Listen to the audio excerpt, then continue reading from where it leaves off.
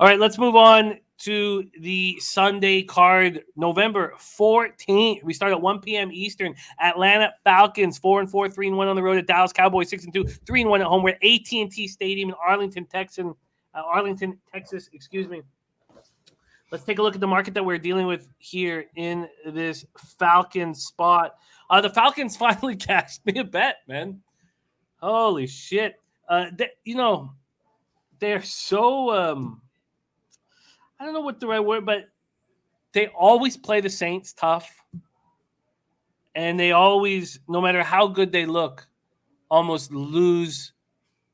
They always seem susceptible to the opposition late in games. They're a wildly I don't know what inconsistent team, but they do the same things over and over again. So that doesn't really make sense.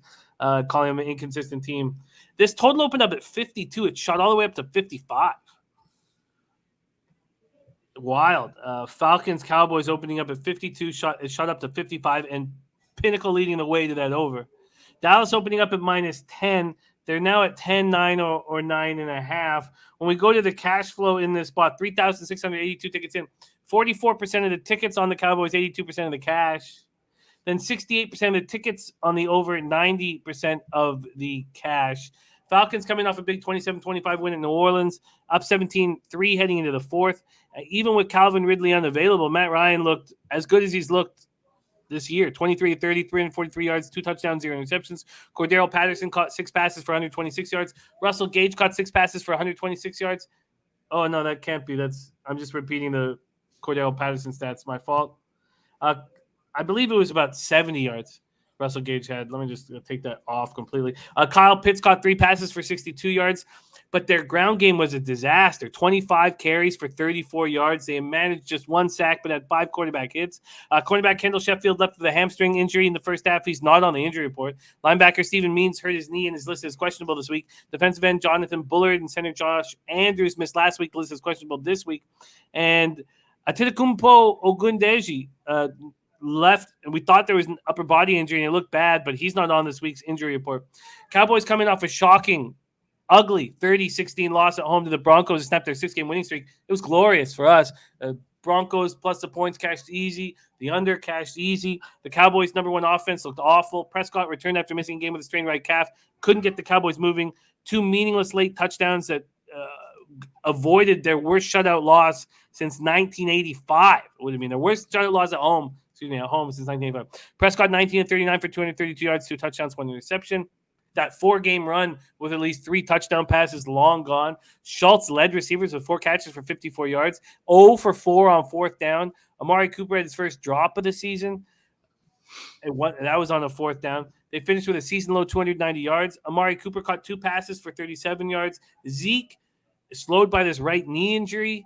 He says it's bothered him all year. He limped off. He was clearly in pain on the sidelines. He had 10 carries for 51 yards.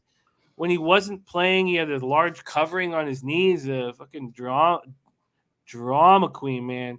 They rushed 16 times for 78 yards. Micah Parsons was excellent. 10 tackles, 2.5 sacks, 3 quarterback hits. As a team, they had 4 sacks and 6 quarterback hits. Their offensive line did not look good. Tyron Smith inactive. McCarthy said that Michael Gallup will practice fully Wednesday. He's expected to return from the injured list. DeMarcus Lawrence won't play Sunday against the Falcons with his foot injury. Here we go, Bebsie. Our first game on Sunday. Falcons, Cowboys. Take it away. Well, I mean, I almost feel even at -9, it's kind of a buy low spot for the Cowboys, isn't it? You know, the Falcons coming off a pretty dominating win. A lot of points on the service, but Dallas. Yeah, it sounds like Bertie and I are on the same page here. Like you said, you got the Falcons coming off a huge win for them against a division rival that is, quite frankly, a better football team than them. And Dallas coming off a tough loss. I'm curious how they're going, if Tyron Smith's going to play, how they're going to play without him. I mean, that left tackle spot, especially with an ailing Dak Prescott, is all too important to this offense. So I don't know how you can back Atlanta here. even with the points, even them coming off this great game. I think there is value in Dallas at -9. Yeah, I think that you have to play off what was seen last week. I think you have to shrug off what you saw last week, unless it's so hard with Dak being injured and Tyron Smith being out. Because if Tyron Smith is out and Dak's not 100%, that is going to make their offense struggle. And this team really, their offense is the strength, of course. So I don't know. It's a tough call. I'm personally going to be off it. If I was going to take it, I think I'd take the Cowboys. Yeah, I get why you would take the Cowboys. Here is a situation sort of like we were talking about with the Miami Thursday Nighter, where it's clearly Dallas or no bet. This is an angry team with the number one offense in the league that played the fool, and they want to show out. I'm saying that's a lot of points. It is a lot of points, but I mean, what have we said about season-defining wins and the team off of that?